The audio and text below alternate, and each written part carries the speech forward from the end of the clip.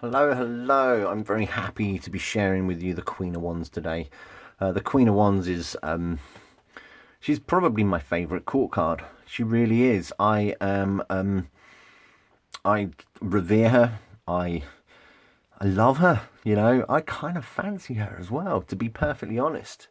The Queen of Wands, she really vibes well with my own nature, I think. Astrologically, I do associate her with Aries, the cardinal fire. The getting things started. Now, the court cards in the Waite Smith do lend themselves more to that ideal of fortune telling, I think. So when the Queen of Wands comes up, it's a definite feminine energy. There could very well be a woman rocking up. It may even signify the querent and the energy that they need to embody at this time, whatever the situation or the question is.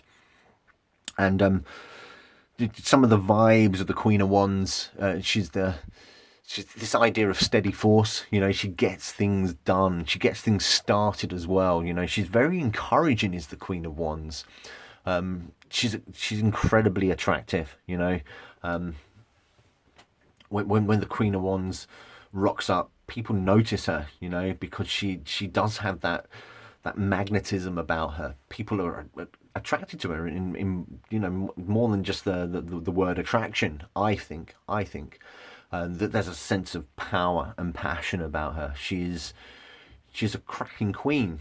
She brings to mind Elizabeth the First in my head. Elizabeth the First in English history. She really did listen to her own counsel. I mean, she had advisors, but at the end of the day, it was what she wanted to get done. And she was embattled for so long throughout her life, and yet she always stuck to her guns. And I think that really does embody the Queen of Wands in the Waite Smith. What else can you say about the Queen of Wands? She's passionate. Again, that creative energy. She's a great energy to have on your side when you want to achieve something from inside you. I'm getting kind of flustered. She's very kind. She's very generous, and you really would not want to cross her. Really not. Not at all. Don't cross the Queen of Wands. Lots of interesting symbolism going on in the Waite Smith. You've got the two lions behind her. Sunflowers is another one. Again, so you're getting the idea of the sun. You've got lines going on. And I suppose, thinking about that symbolically, maybe you should be thinking about her in a more Leo sense, perhaps. I think there's a lot more flowy things going on. I like to think that that's a fox there as well. There's a lot more flow to the Queen of Wands, I think. I mean, she is water of fire. So that's why I prefer to putting her with the cardinal sign, if you like, that idea of things moving on.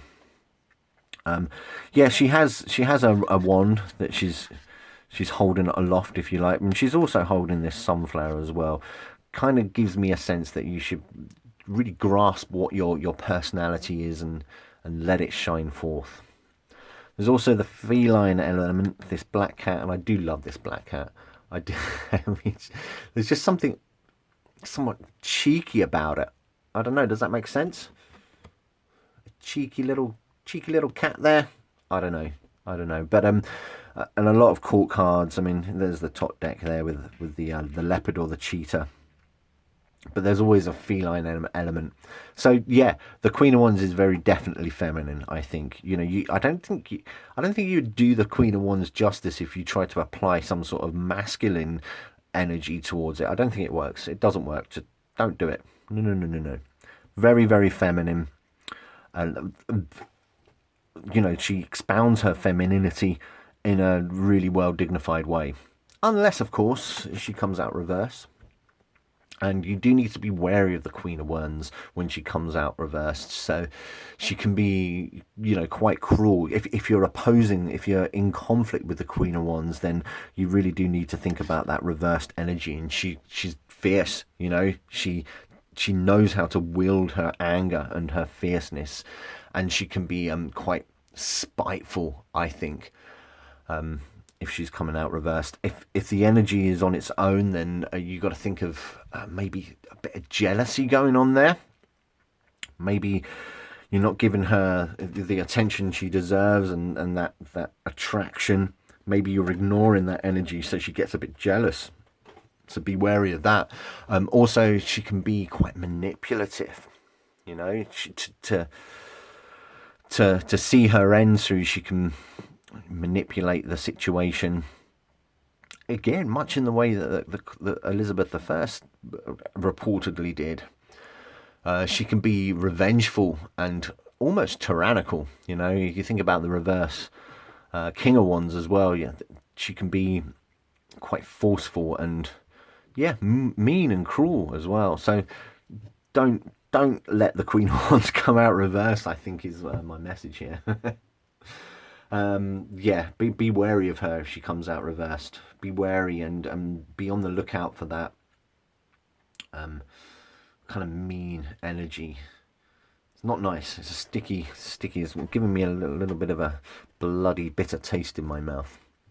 But again, I'm a big fan of the Queen of Wands. She brings forth a lot of energies that you need to embrace, that you need to go with, that you need to learn from. You know, the queens, all the queens are there to teach you something quite profound about yourself, about your inner desire and passion. So yeah, I'm gonna have to just.